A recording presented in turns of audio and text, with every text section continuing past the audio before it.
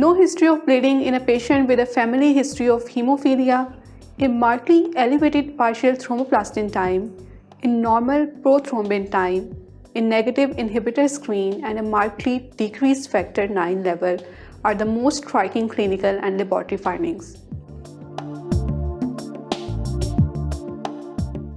When faced with a patient who presents with an isolated prolonged PTT, the first thing that needs to be determined is whether or not the patient is bleeding.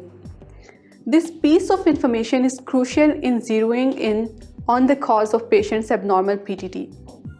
Additional pertinent information includes a family history of bleeding disorders, medical illness requiring anticoagulation, history of bleeding or clotting, and the pattern of bleeding as well.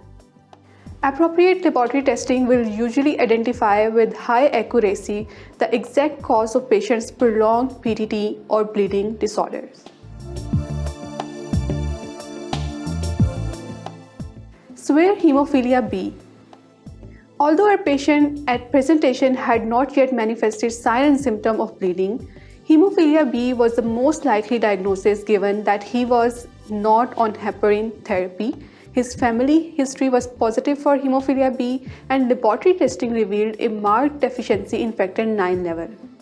Hemophilia B is usually diagnosed after patients, typically male, neonates or infants, with a positive family history or a history of bleeding in their extremities soon after they started to crawl or walk, are tested and are found to have a deficiency in factor IX.